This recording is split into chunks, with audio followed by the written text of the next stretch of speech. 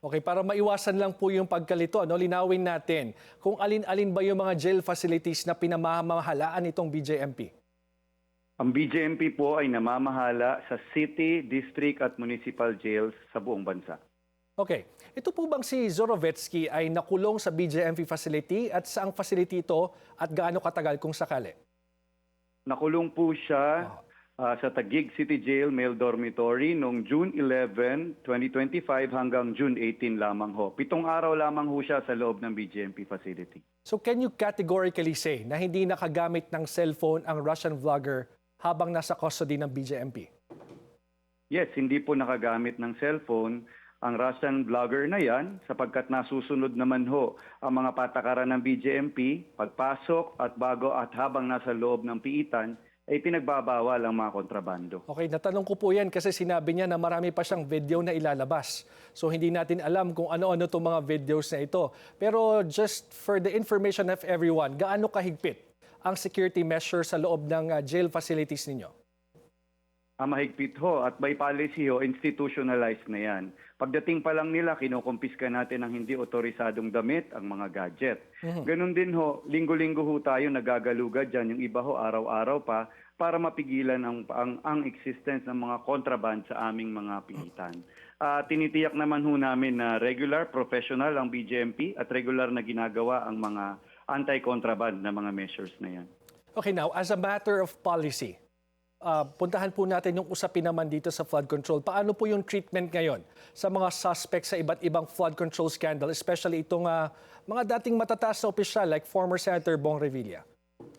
As a matter of policy and directive ng ating DILG Secretary, Secretary Juanito Victor Remulla, and also pinag-utos na ng aming Chief BJMP, Jail Director Rueles Rivera, the policy is equality. Ibig sabihin, pantay-pantay, magkakaparehas. Kung ang pangkaraniwang bilanggo ay kung ano ang kanyang pribileyo, kalagayan ay ganun din dito sa ating mga kahit matataas pang opisyalya ng gobyerno. Ibig sabihin po, hindi nagmamatter yung dating estado nila basta nasa loob ng jail facility ng BJMP.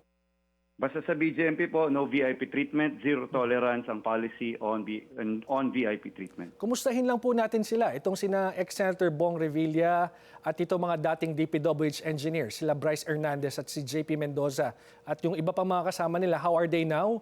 Kamusta sila doon sa, tama po, nasa Quezon City Jail, sila nakakulong?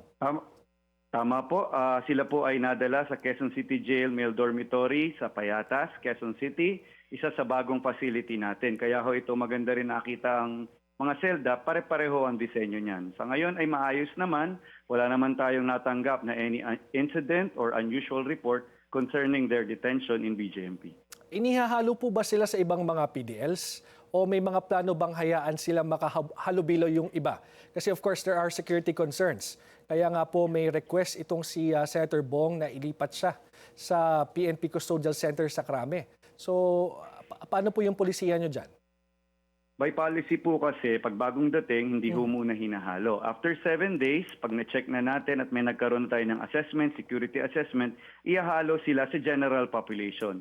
Kung anong specific na selda, inaalam pa ho natin base sa assessment natin at kung ano ang interaction nila sa kapwa nila akusado rin ho. Ngayon ho, ano ho ang mga additional security measures? Ipinakita na ho natin sa maestrado ng Sandigan Bayan ang itsura ng jail actual at nakita nila yung general population, yung seldang pinaglalagyan ng mga sangkot sa kasong yan. At ganoon din ho ang ibang serbisyo sa loob ng jail katulad ng hearing room, visiting area, kitchen, offices. At nakita naman nila na maayos at secure itong lahat. By any chance, ano po ang naging reaksyon ng mga mahistrado ng Sandigan Bayan sa kanilang inspection? Base sa feedback ho ng ating warden na naandoon din during the inspection, generally positive naman ho ang feedback. Okay. Now, yung 7 days na binabanggit nyo bago ihalo sa mga regular PDLs, tapos na ho ito o nasa isolation pa itong mga involved sa flood control scandal? Nasa medical quarantine pa ho itong mga akusadong ito at we expect by next week, ihahalo na ho sila. Okay.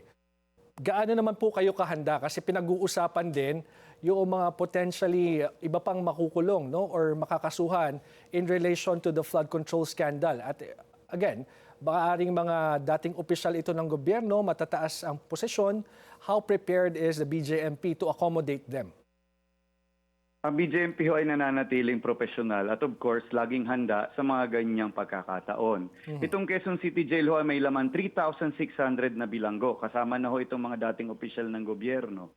At ito ho ay rated capacity for 5,000 or more na PDL. Ibig sabihin, no, under capacity pa itong kulungan na to.